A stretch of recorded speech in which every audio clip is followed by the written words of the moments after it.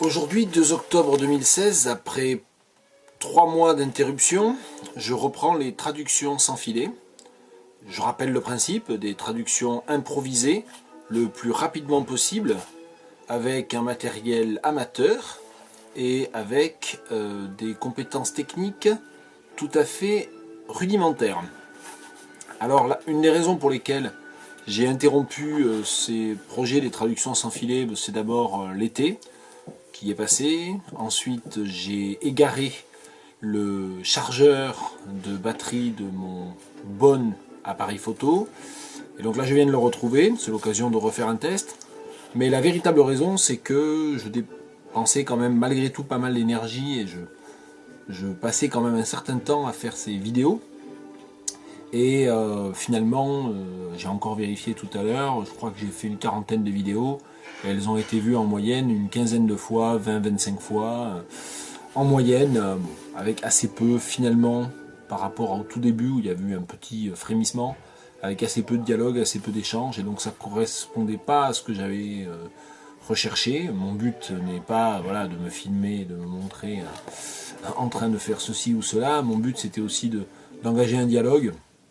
Donc si ça n'a pas lieu, ça n'aura pas lieu. J'en ferai peut-être une de temps en temps pour mon plaisir, pour maintenir la flamme.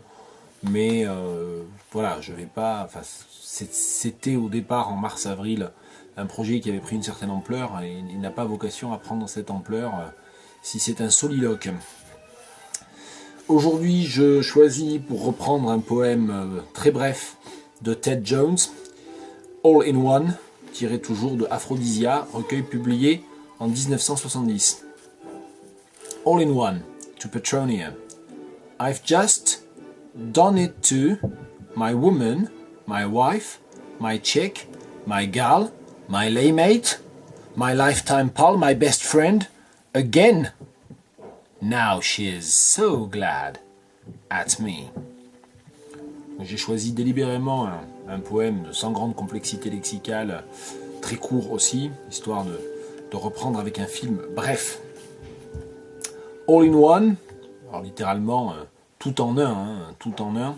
Mais là évidemment c'est une femme, donc tout en une, littéralement. Donc peut-être un étoffement, tant de femmes en une seule. Tant de femmes en une seule.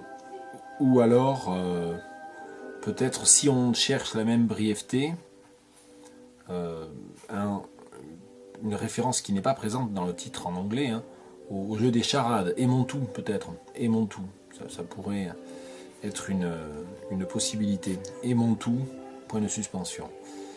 C'est un poème donc dédié to Petronia, à Petronia.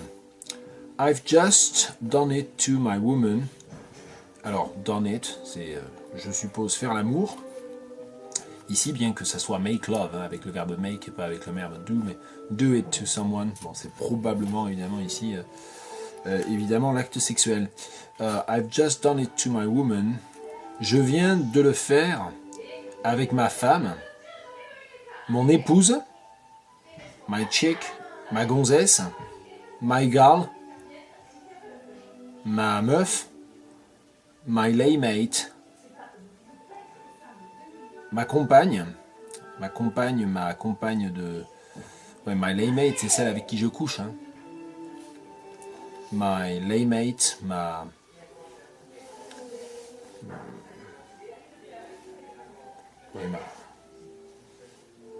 celle avec qui je couche. My lifetime pal, mon ami pour la vie. My best friend, ma meilleure amie. Again, je viens de le faire à nouveau.